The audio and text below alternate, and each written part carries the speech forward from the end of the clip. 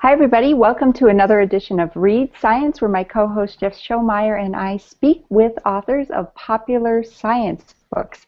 Today, our book is Marketing the Moon, the selling of the Apollo Lunar mission. Actually, Marketing the Moon has been written by two marketing experts, not our usual guests of science writers or scientists. But Marketing the Moon is the story of the most successful marketing and public relations campaign in history, featuring heroic astronauts, press-savvy rocket scientists, enthusiastic reporters, deep-pocketed defense contractors, and Tang. But why are the authors on today's episode of Read Science? Because it's not just the story of marketing, but because it is the story of the largest and most successful dissemination of science education in the 20th century. So that's why we want to talk to these fellows and see what the lessons of the past hold for us today. And Jeff, I'll turn it over to you to introduce our first guest. Joanne will be introducing David. I get co-author Richard Jurek, who is a self-professed space enthusiast and also a public relations marketing expert, president of Inland Marketing and Communications Incorporated. He lives near Chicago. The book jacket provides the most interesting fact that he's assembled the largest collection of $2 bills that have flown in space, for which he's been offered $100,000, I read, but turned it down. Yeah. The internet tells me that he's, quote, like a kid, a really big 46-year-old kid last year, in a candy store whose goodies literally are or were out of this world, close quote. At that time, his collection contained more than 300 items. And the same source told me that, quoting again, his first television memory was watching a Saturn V launch in the early 1970s while lying on a green shag carpet in his family's home. That's sort of an embarrassing, awkward thing to remember. Not for the 70s. Yes, I know, that's so much of the 70s. So, Richard, welcome, and now Joanne. Say hi to our audience. Top that, Joanne. Yeah, well, thank you, and hello, everybody. Thanks for having us. Well, so I am introducing David Meerman Scott. Curse you, double last names. It's actually a middle name and a last name. And I use it so I don't get confused with other David Scotts, like the one who walked on the moon. Lots of David Scotts, that's right. So David Meerman Scott is a marketing and sales strategist whose books and blog are must-reads for professionals seeking to generate attention in ways that grow their business. Scott's advice and insights help people, products, and organizations stand out and get noticed. He is the author or co-author of 10 books. That's amazing. 3 are international bestsellers, and these include The New Rules of Marketing and PR, which is used as a text in hundreds of universities and business schools worldwide. Scott has also has authored Real-Time Marketing and PR, Newsjacking, Worldwide Rave, and the forthcoming New Rules of Sales and Service. He co-authored Marketing the Moon, which we will be talking about today, and Marketing Lessons from the Grateful Dead. And yes. I wanted to introduce David because we have something in common, which is we both modeled in Tokyo. No way! Wow, that's awesome. Yeah, maybe we were in the same thing. Well, you were late 80s and I was the early 80s, so okay. I think we probably did not cross paths. And I was reading the projects you were on because you wrote about that extensively, and doesn't sound like the projects I was on. So. It was so much fun. Oh my gosh, what an amazing experience. It is. It's just something like, you know, you just sort of hold on to because it's like, well, I starred in really weird Japanese commercials wearing yellow bikinis and silver lame shoes dancing in front of bowling pins. Have you? You know, so. My best one like that is I was in a Wack Hall women's underwear commercial where it was me and a bunch of 18-year-old young women modeling. I had all my clothes on, and they had only their underpants on, so it was pretty interesting. Jeff, you and I have a lot of catching up to do, career-wise. Sure do. All right, so I'm going to throw it out to Jeff to ask the first real question, not about modeling in Tokyo, but about our book and NASA. Well, yeah, maybe real question, topic. Some of the people who watch us may be wondering why in the world we're talking about marketing, what marketing has to do with a technological thing like Apollo. And it struck me as I was reading this that I don't think people, you had a page in here when you talked about the number of contractors involved, the number of people. I did, as I mentioned before, I did a science experiment on space. It was a very small thing in comparison to something like Apollo, and we nevertheless involved contractors, subcontractors, test engineers, 450 people at least on the list of people who were involved. I don't think people realize how very, very big the project, the Apollo project to get to the moon was, how many people were involved, how many contractors it took, how it really took marketing to make that move. Can you give us an idea of the importance, you know, of the marketing, the size of the project, all of that? And I'll point to Richard to start. Yeah, and it's amazing to think when you think about the 300,000 to 400,000 people involved in the Apollo program, a good 3/4 of those folks were private contractors, folks out in private industry working for the contractors and subcontractors, folks in the university setting, so MIT and other universities who were doing basic research to support the efforts. And it's an amazing case study not only of marketing and PR in general, but David and I have talked a lot about how it's an amazing public-private partnership, how when there's a grand, audacious goal, how partnering, particularly between the private space and the public space, can get that done. David? And it was 2% of our national workforce for a decade, and 4% of our national budget for a decade. And what that meant, in order to have that huge an investment, was that we, meaning the American people, the government, NASA, whoever you want to say we is, had to convince the American people that this was an investment that was worthwhile. By definition, through our congressmen and senators to fund the project. And that's one of the reasons why marketing became so essential, because we had to have the American people behind this crazy, audacious project, because we wanted to do it at the same time that we had other things going on in the government that were perhaps more controversial and less, less universally liked. For example, the Vietnam War. and so we had to say, this is worth doing. This is something worth doing for the science aspect, for the travel, the idea of exploration. And therefore, marketing, in our minds, was kind of the last aspect of Apollo that had never really been explored before in a book, or now Rich and I are hitting the speaking circuit and doing interviews like this, that people really hadn't thought of, because there was so much focus on the science and so much focus on the astronomy and so much focus on the space travel aspect of it. Yeah, and if I can interject one more other thought too that sort of predicates this. If you think about, we call it the greatest marketing and PR case study, and really the roles were bifurcated. The marketing was principally done by the contractors, who, as David said earlier, tried to position themselves during the time of the Vietnam War and other places. It allowed the North American aviations of the world, the Boeings, the Raytheons, to talk about a very positive story, a good story, and market their technology into the country without having to talk about the war. On the NASA side, there is this comparison and contrast between the Soviet program, which was a closed program and did not openly communicate, and with NASA, in which the American government and the American people took the brave choice to make it a civilian program, and charged within NASA's charter for NASA to be open about its communication, and to communicate as openly and seamlessly as possible, which really made it this ultimate case study of real-time communication on a sustained period for over a decade. It's kind of like their Super Bowl Sunday extended for 10 years, which is really an amazing story that, as David and I were exploring this, that a lot of people really haven't paid attention to before.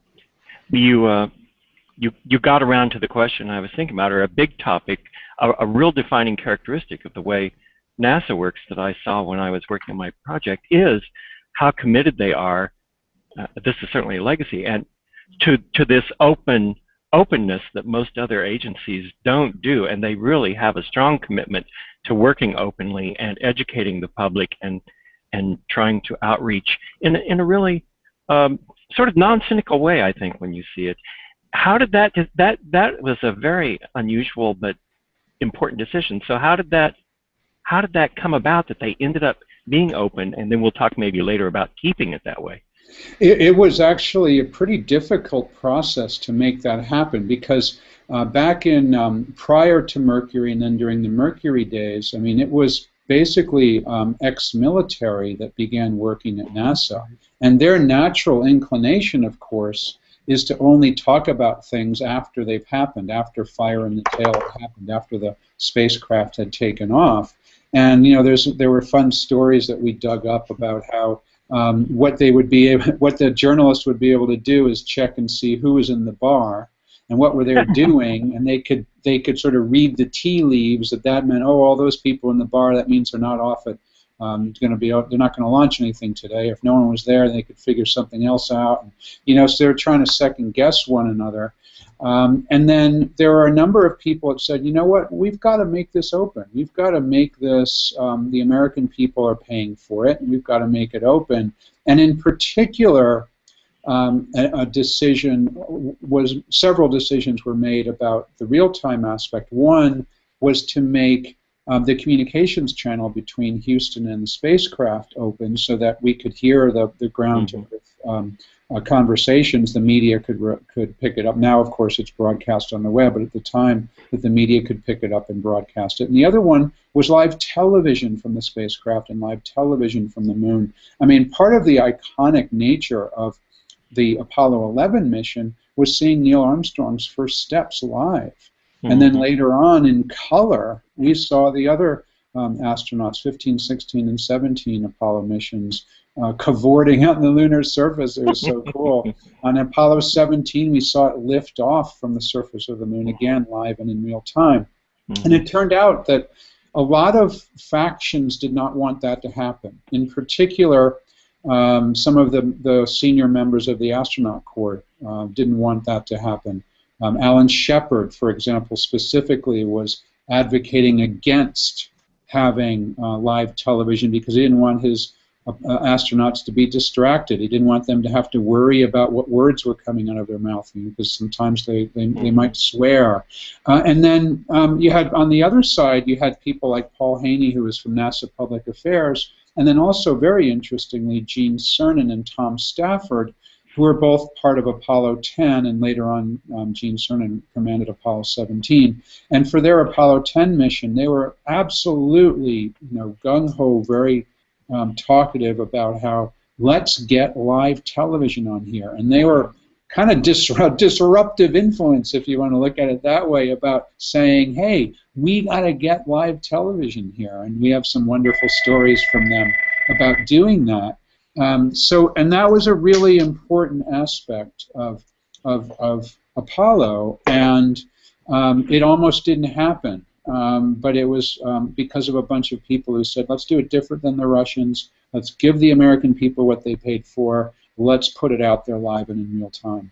Yeah, and you know, the interesting thing, too, for science and engineering students as well, the desire to create real-time communication between the capsule and folks on Earth, for example, by taking television onto the spacecraft, by allowing open and real-time communication.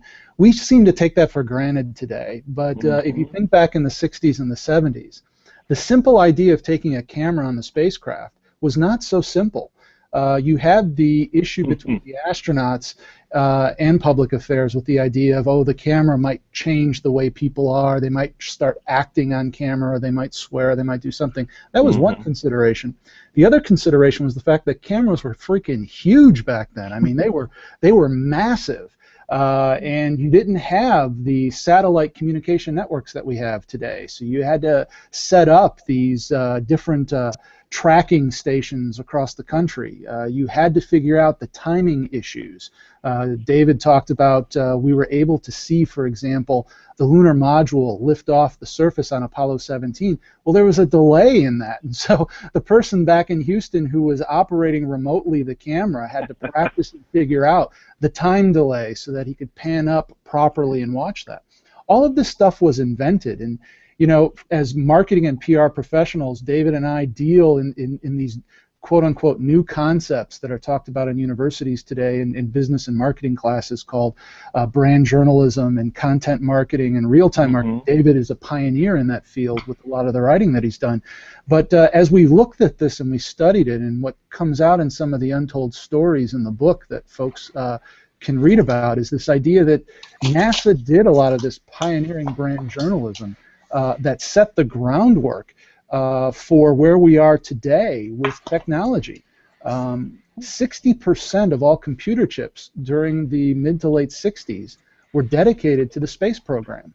And it's no coincidence that Intel was formed in 1965. Think about that, during the heart of the build-up to Apollo 11. And that companies like Microsoft and Apple were formed in the mid-70s by pretty much kids who were inspired by the technological revolution that was Apollo. So there are massive implications from the marketing and PR of this, from the involvement of the contractors, to how this changes the way in which we view communications, both on the science side, on the business side, and for folks like David and myself who are professional communicators. So Apollo is just phenomenally instructive from that perspective. So I'll share, actually the moon landing is my second earliest memory. My first is falling off a fence and onto a cactus at age 3. So, but my second was I remember my parents buying a new TV and then coming out on a July evening and going, "Who wants to watch men walk on the moon?" And I remember looking up going, how are they going to do that? But the funny thing is, I don't remember actually seeing the news program because I probably fell asleep or something because I was so little. But I remember that. But one thing I got from your book, which, you know, I want to get into the format of the book and how it got published and everything else too. But one thing that struck me was how NASA made this very conscious plan to bring in news reporters as their PR people, like that this was, you know, how it was going to happen, and that the manuals, they gave these binders of information, just that, as your book said, you just could not give, you couldn't hand that over to the Russians. That would be treason, but here you're handing this to the media, the press. So I'd love to hear more about this, because that, you know, that was strategic, wasn't it? Absolutely. Even though there was no such thing as this kind of strategy, right? There was no such thing as brand marketing. So it's almost like the birth of brand marketing. I'd love to hear about that.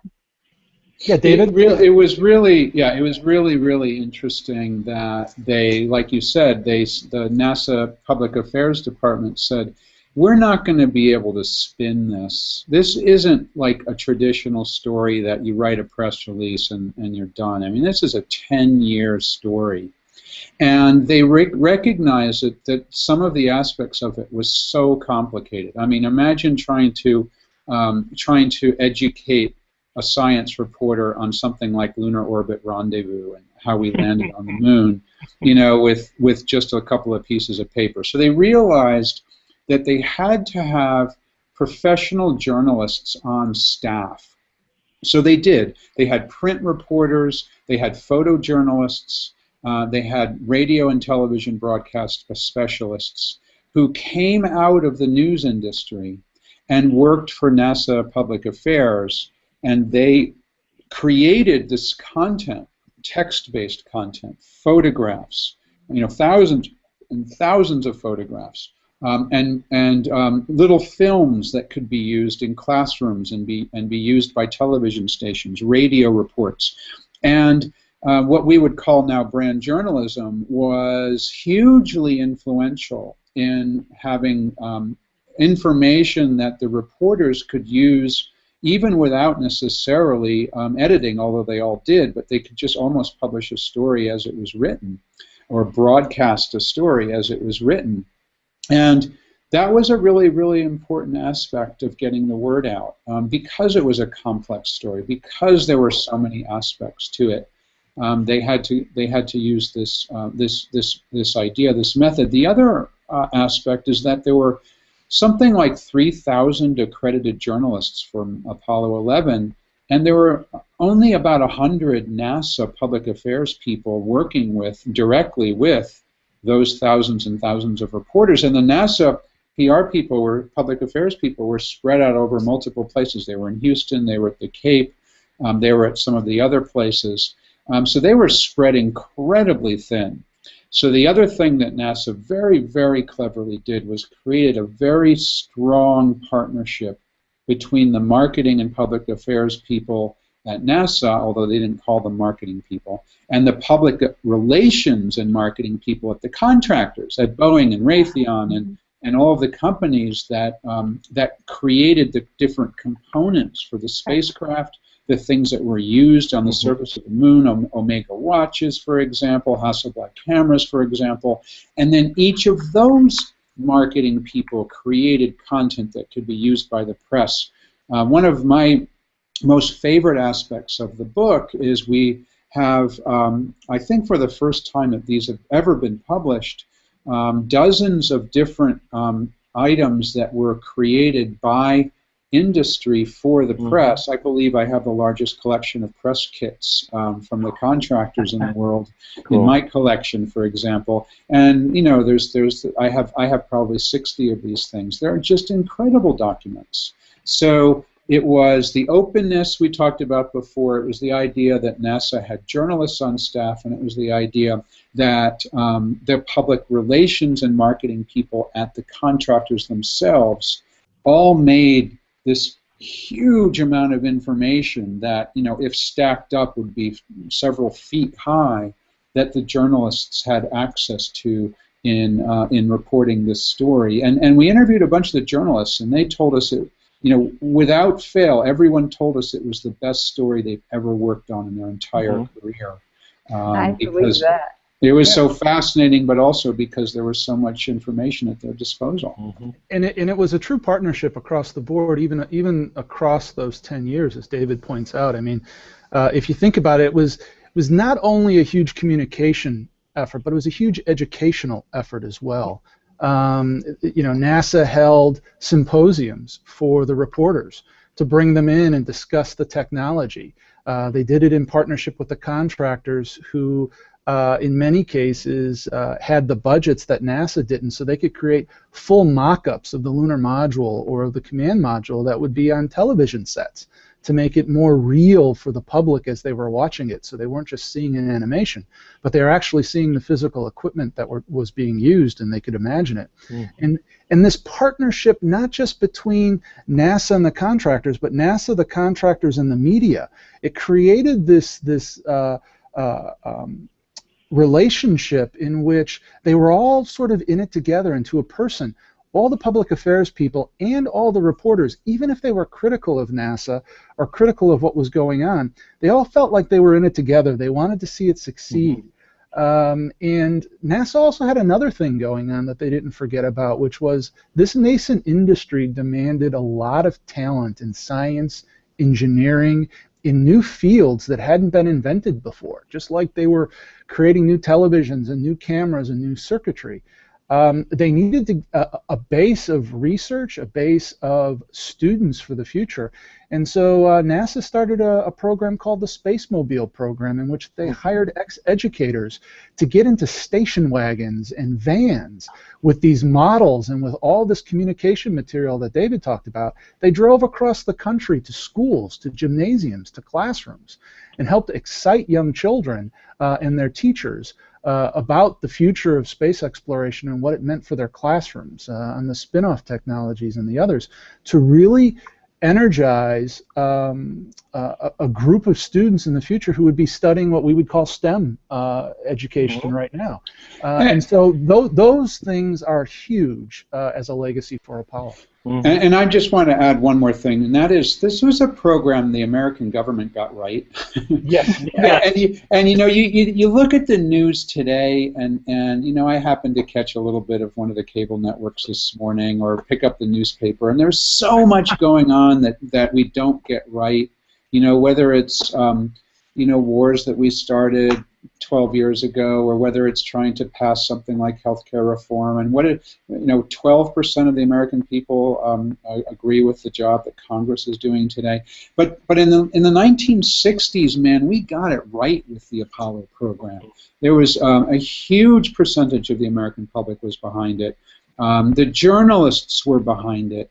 You know, they weren't. You know, maybe it was a little bit of a less skeptical era, maybe I give you that. But at the same time, they weren't so skeptical about the Vietnam War, and they wouldn't let that one slide by. So here was a program the U.S. government got right. How cool is that? Yeah, well, I mean, go ahead, Jeff. I'm sorry. More on this discussion, but like the whole openness and honesty, even trustworthiness of the thing, is surely down in large part to the head public affairs guy. And there was that big change in 1963, right, when Paul Haney was out and Julian Scheer came in, and there's a big difference in how they went about it. And if Paul Haney had continued, things would have been a lot different than they were under Julian Scheer, right? Well, you know, there's a couple stages in that too. I mean, the first head of public affairs in Washington, Walter Bonney, put into place really what became the foundation for their brand journalism by hiring a lot of ex-journalists. So the DNA of that was there. And what you have is this conflict between headquarters in Washington and then personality public affairs folks at the Manned Spacecraft Center in Houston. A gentleman by the name of Colonel Shorty Powers, John Shorty Powers, was the first head of public affairs down in Houston, and he was sort of thought of as the 8th astronaut. You had the original Mercury 7 astronauts, but he was on loan from the Air Force, and he had a flair for the showman. He had a flair for kind of making up details, quite frankly. He's the guy who's credited with coining the phrase A-OK.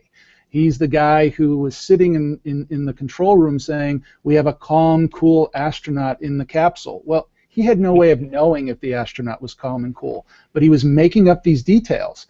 And that ran afoul of a guy like Julian Scheer, who ran the whole show in Washington, because Julian didn't think we should be spinning anything. He didn't think we should be positioning anything. Heck, we were going to the moon. That's exciting enough. Let's communicate this straightforward. Let's connect audiences with what's going on, and let's feed them information in the form in which they could. So he got rid of Shorty Powers, and he brought in Paul Haney, who also embraced this idea of open and real-time communication. It was Paul Haney who made the difference when David talked about fire in the tail. The legacy was when a rocket launched in Florida, you could not tell the media what it was for, where it was going, what it was doing after it was in the air. It was Haney who called the president, who called Kennedy himself and said, "This is ridiculous. We should be communicating with people," and he got it changed to T+3 to communicate that information 3 days before the launch. So he was a huge proponent of it. But unfortunately, Paul started to become a media star as we got closer and closer to Apollo 11. On Apollo 7, the astronauts played a little joke on him, and he dominated some of the headlines.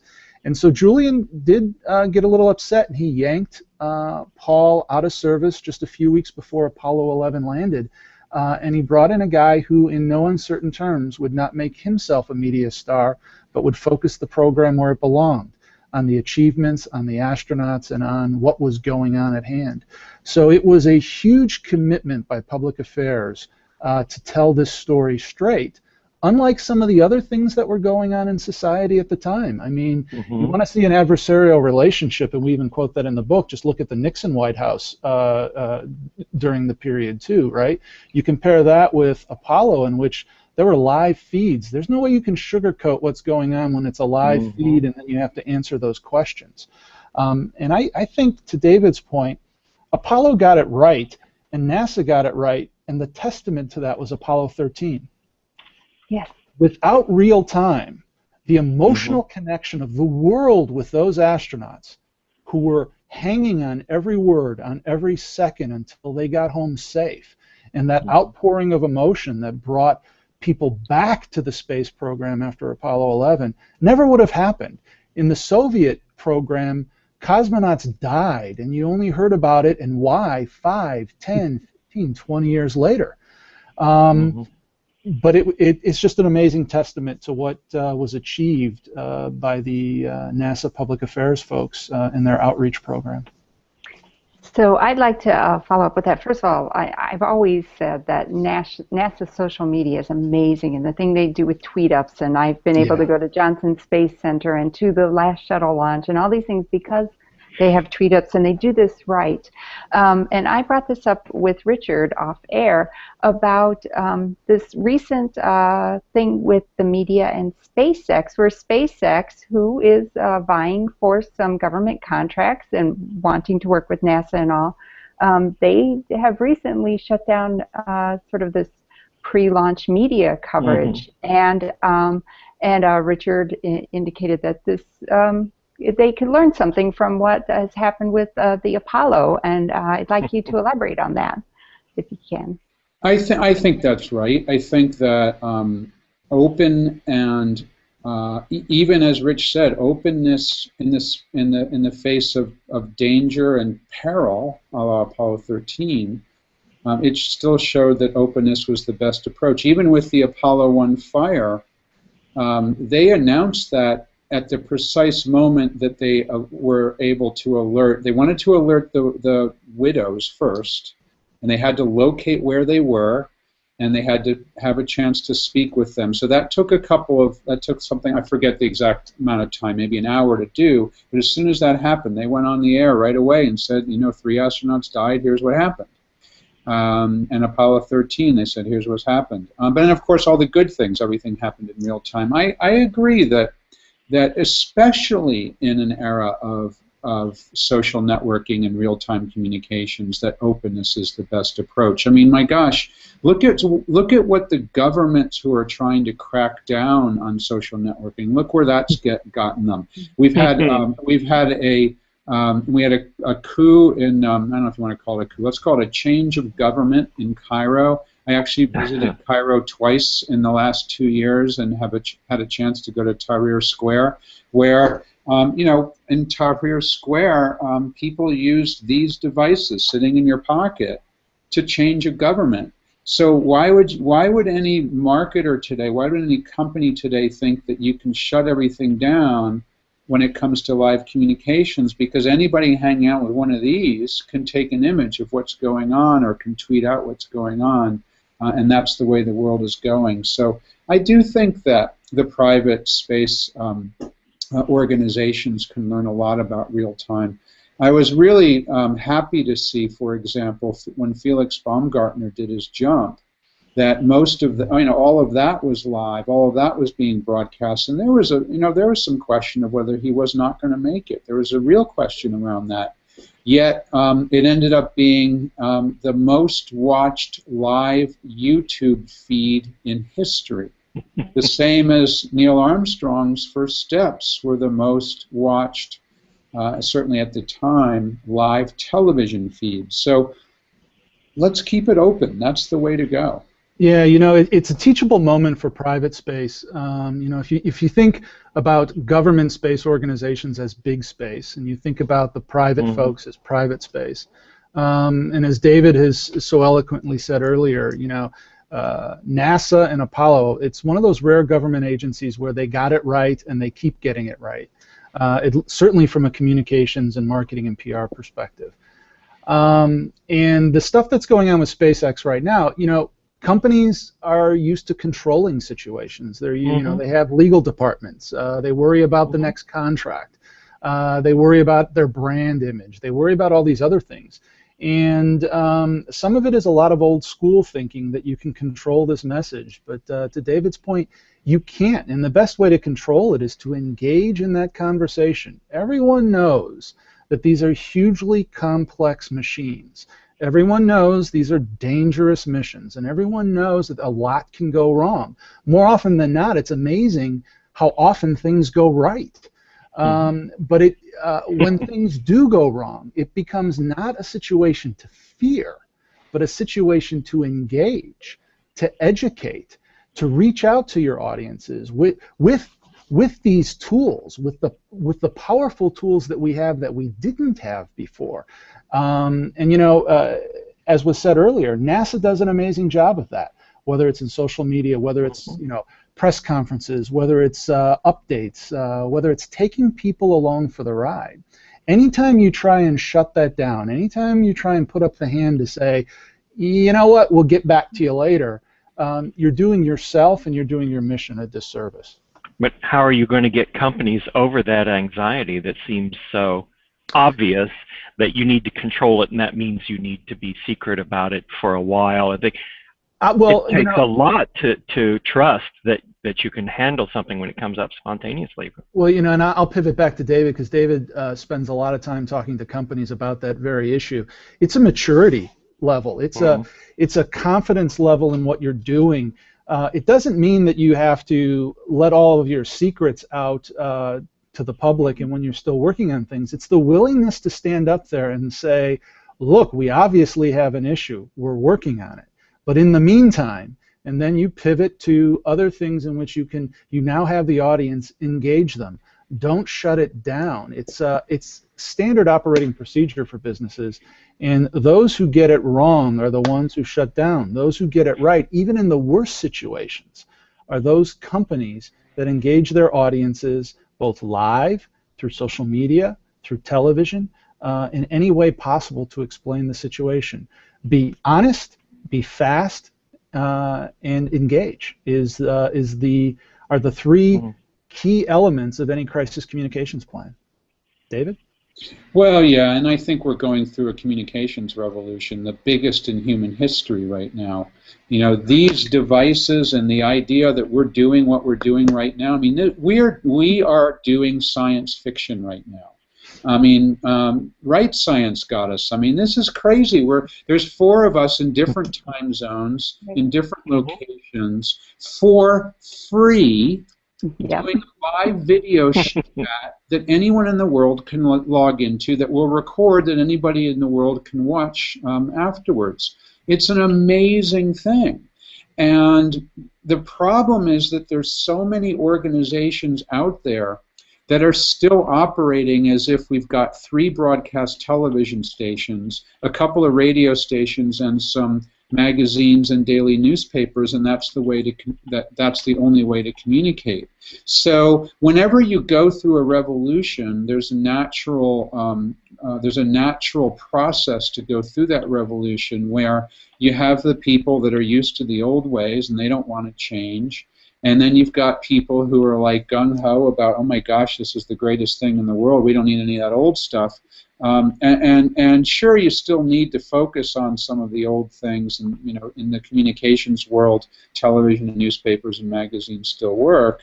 But at the same time, we are now living through a revolution, and there are new ways to communicate. And there's like almost 2 billion people in the world on Facebook. There are more mobile phones on the planet than there are people. More people have access to mobile phones connected to the internet than have working toilets. Yep. And therefore, there are new ways to communicate. It's a science fact we're living through now. All of the stuff we're doing, what we are doing right now, literally even just 10 years ago, was science fiction.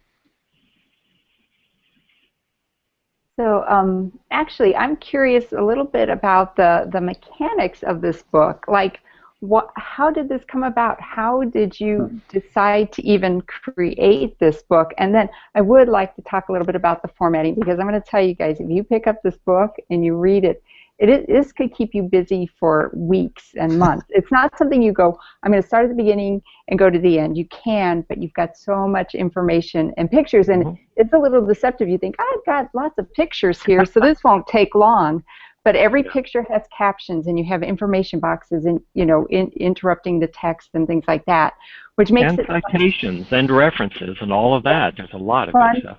fun to explore. But yeah, so to come up with a book like this and you know, it looks thin, but to make it not be, you know, this thick, I'd love to know more about Yeah, that. so Rich and I have gone to a number of different meetings where the Apollo astronauts are there, and Rich and I both collect artifacts from the Apollo Moon Program. So we were at the 40th anniversary of the Apollo 12 mission, and you know, Rich and I are both marketing and communications professionals. We're both Apollo geeks, and we were sitting in this Apollo 12 event, and you know, Alan Bean is on one hand over here, and we had actually some guys from the other missions were near us, and like, you know what? Without marketing, we never would have gone to the moon, and we were agreeing with this and this, and how come no one's ever written a book about this? And then so you know, at first it's like, yeah, someone should write a book about that, and then it's like, duh, you guys should write a book about this. So I said, Rich, we should write a book about this, and that's sort of where the idea was hatched. It's like about 4 years ago now.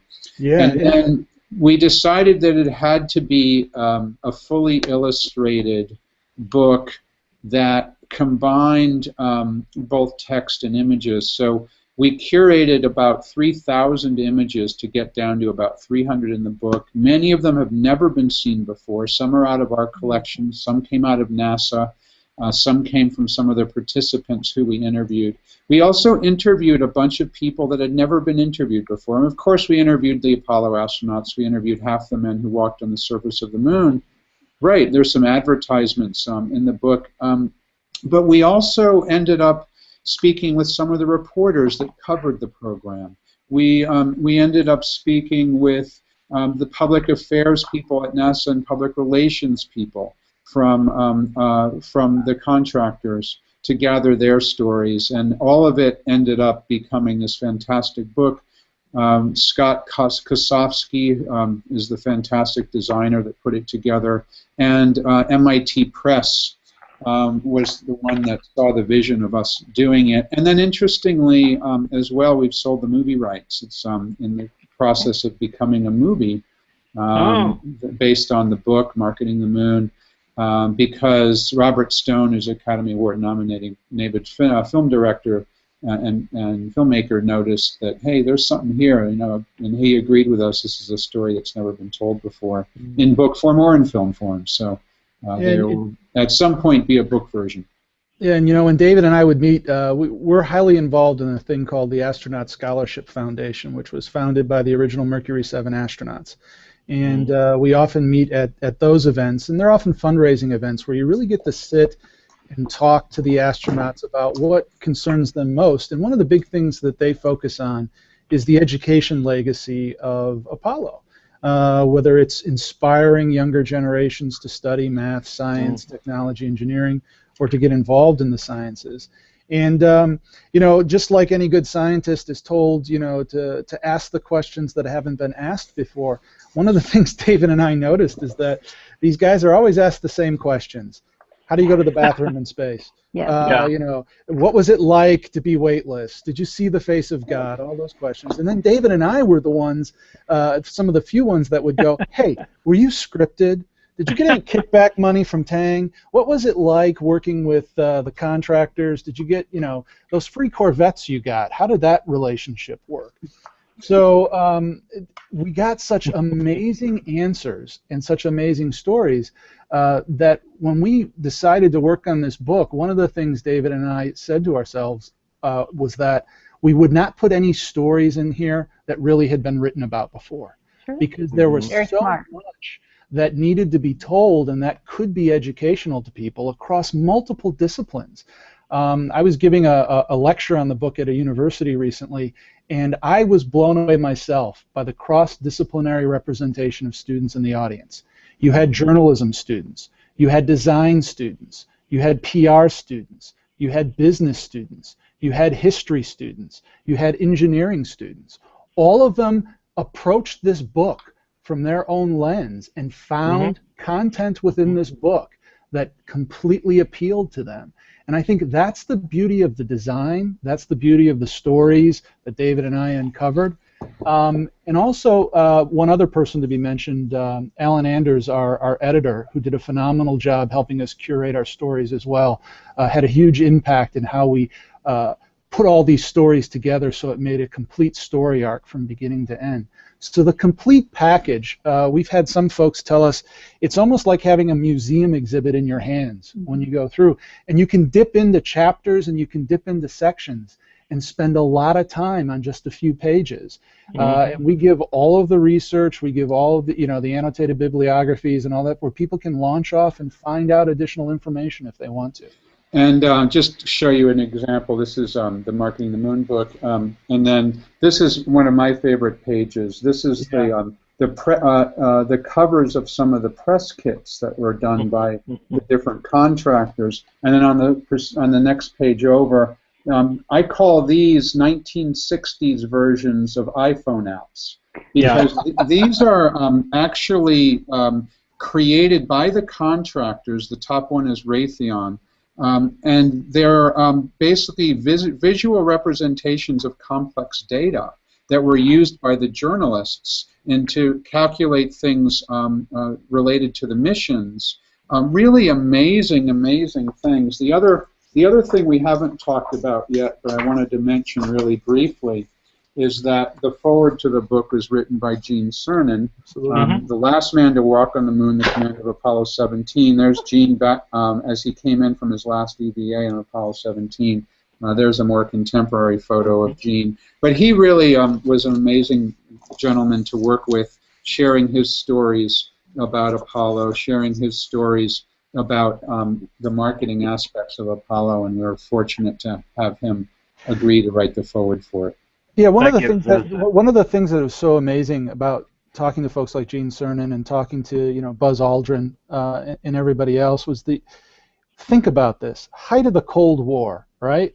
The world is literally watching. They're hanging on every word of these people. Huge amounts of dollars are at stake. All these corporations have jockeyed for position, and the leading spokespeople, the astronauts, have a camera and a lens to the entire world at this incredible sort of inflection point in human history. And they were not scripted. They were not controlled. They were given the freedom to communicate as they saw fit. And they really rose to the challenge. And I think that's another incredible testament to not only the NASA space program, but also one of those hidden stories that we uncover in the book is this idea of, even for modern businesses, for the SpaceX of the world that cancel press conferences and cancel communications, it's that idea of the moment itself is the teachable moment, and you want to expose people as much as possible to that content, and you want to experience it the way the people who are doing it are experiencing it. And I have to hand it to NASA for being brave enough to fight the fight with those people who did not want it to be real time so that we could experience it that way, and also for not putting the words in the mouth of the astronauts, not scripting them. We have in the book an amazing letter in which Paul Haney is fighting with the more military-minded part of NASA. It's a seminal document in American press freedom when you think about it. Paul Haney is arguing for unedited transcripts, that the astronauts actually wanted to go in, that government folks wanted to go in and alter what was said. I'm just holding up the letter now, Rich. Yeah, and you can see in handwritten notes on the side, it's Alan Shepard kind of saying, "Hey, Paul, you may think that, but you want to take this outside? Let's have a fight here, buddy." And in the end, press freedom won, and Paul was an ex-journalist. And so for the journalism students out there, wave your flag proudly because you won the day on that one. And the book is filled with those kind of stories. And then we end up with this wonderful book for all, or film for all mankind, based on all that filming that was done. Of course, that took a while before that was made, but the fact that things weren't transcripted, right, or scripted for them. Think about it. I mean, another legacy of Apollo are the images, the photographs, the blue marble, the Earth hanging, looking so fragile. David and I are often say that we went to space to explore the moon, and what we really discovered was the Earth. And in the 60s, we started to look inward, right? The environmental movement, the civil rights movement, everything that was going on at the time. And with their cameras, the astronauts became our journalists, if you will, our eye reporters that CNN likes to call them, out into the field. They became our bloggers, if you will, posting their Instagram photos and posting their blog posts and making their commentary. That then it became personal with all of us, and we all experienced it together. And when you go onto the NASA archives and you look at that beautiful, wonderful photography, you watch that amazing video coverage, which David talked about, it's just unbelievable, and it's all out there free for folks to use and to learn from. Ever since that Apollo 8 moonrise picture you wrote, and I'm quoting here, you say, many writers and thinkers have since suggested that the photographs of the Earth seen from lunar orbit are the greatest legacy of the entire program, Apollo program. Greatest, maybe a quibble, but yeah. But something big, certainly, right? There are a number of photos. The first boot print, Buzz Aldrin standing on the surface of the moon, is photographed by Neil Armstrong. Mm-hmm. Earthrise, the blue marble, that are the most published images in the world. And if you think about that, the first whole Earth catalog has the blue marble floating in it, and you think about how that has changed society, our view of the Earth without borders, our view of the Earth as, let me step back. One of the reasons we lost interest in going to the moon and space exploration is because when we got there, Buzz Aldrin famously said, "What a magnificent desolation." We found, science aside, geology aside, for the mass people out there, we didn't find life. We found barren, airless, colorless desolation, if you will. The story might have been different had we found precious metals, had we found life, had we found, the keys to the universe in more broader terms. But people lost interest when it became more of a science story that was harder for them to understand. And I think that's where we dropped the ball in terms of our communication and outreach, was to use that again as a teachable moment to excite people and to extend that towards the science aspect of it, as opposed to the adventure aspect of exploration.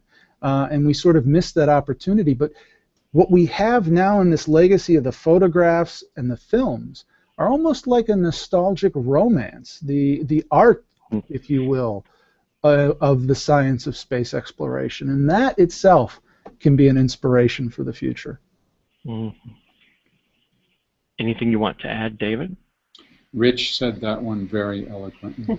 Yeah, thanks. That's true. Well, in that case, the one more thought that I have that on this is Richard is remembering green shag carpeting, which we'd better forget. But I was in 7th grade for Neil and Buzz on the moon, and that's a very memorable thing.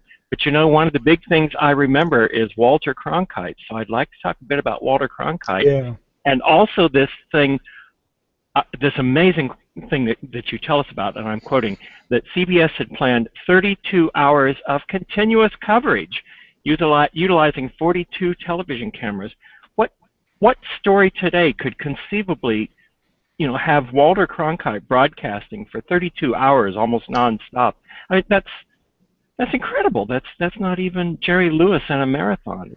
No, I think the closest thing might be the Olympics, when there's multiple cameras and all that. But even that, it's only for 4 or 5 or 6 hours in the evening on the main station, which has been in the U.S. NBC, and then some of the minor stations, MSNBC, will carry some coverage. But it's not like the around-the-clock that it was with CBS's coverage. And they were so proud of that coverage, they produced a book about it. And that book, by the way, it's an amazing book, highly collectible, which I love. But Uncle Walter was a huge fan of the Apollo program, unlike, by the way, Huntley and Brinkley over at NBC and then the folks at ABC. This led by Walter Cronkite, CBS, were the leaders in the lunar coverage for a variety of reasons, and they just did a really great job with it. And sort of ironic twist to the story is, you know, back in the early '60s, Wally Schirra, who was an original Mercury astronaut, also flew, of course, Gemini and was the commander of Apollo 7. He did not want to have live television. And in the end, there was live television carried on his Apollo 7 mission. It was black and white at that point. And he got to the point where he actually liked it. And then he was the color commentator for the CBS coverage of the Apollo 11 landing. And he was gushing about, oh my gosh, these images are great. I can't believe that we've got these fantastic images. So you have here's evidence that somebody can change their mind, right? Because on the one hand, he did not want to have live television on his own mission. His arm was twisted. You know, basically his bosses told him he had to. He did it. He ended up liking it. And then he's gushing with incredible enthusiasm as a color commentator on CBS News with Walter Cronkite about how fantastic the live television coverage is.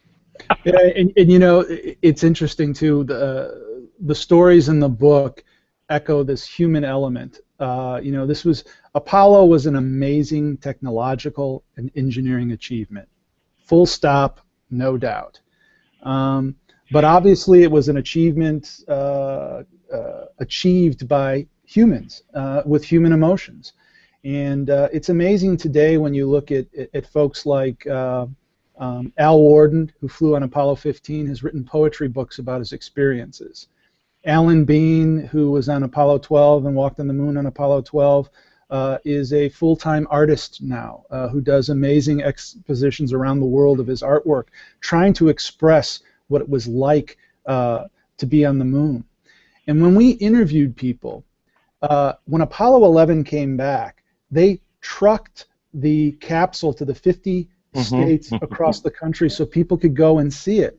We tracked down the truck driver who took that capsule around to all 50 states and heard his stories, like when he was in Ohio and there was a long line and somebody tugged his shoulder and said, "Do you know who that old couple is down at the end?" "No." "Who are they?" "It's Neil Armstrong's parents, who were standing in reverence and had not seen their son's spacecraft," in which he then took them up there and they got emotional at touching the machine in which their son went to the moon.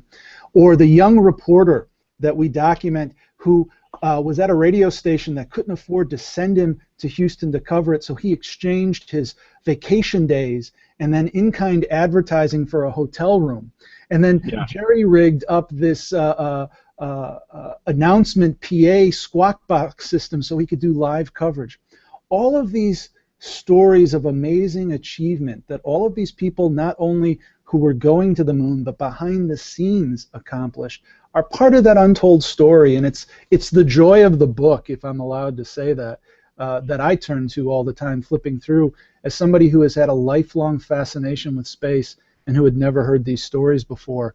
It's just heartwarming to see all the involvement of these people. First of all, it looks like we're at the end of the hour, and you guys are both so articulate and so passionate about this. I hate to go, but we can't keep going forever and ever. But this book, what a brilliant concept. I'm so impressed and amazed, and as I'm still reading it, because I pride myself on being able to read things quickly, but it is so much information. I was just trying to take it in.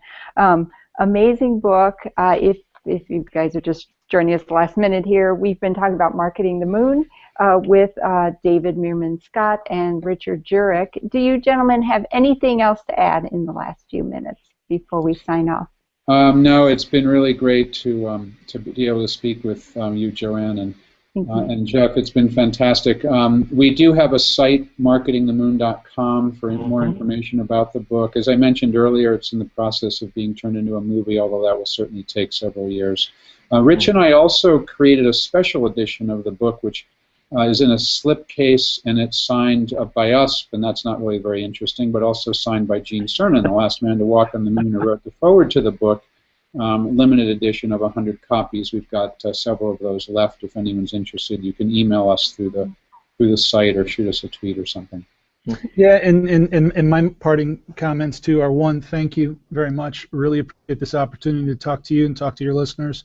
For those of you out there who are interested in space and interested in science, there's a lot in this book for you. But for those of you who are interested in design, those of you who are interested in journalism, in good stories and quest stories and the power of a story to accomplish amazing things, there's a lot to be found in this book as well, and we just appreciate the opportunity to kind of take our message and reach out to more people with it. Thank you.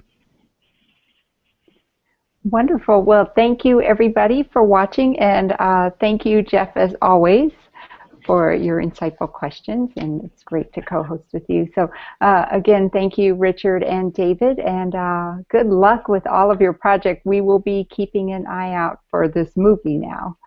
Thank you. Sure. Thanks for so joining much. us on Read Science.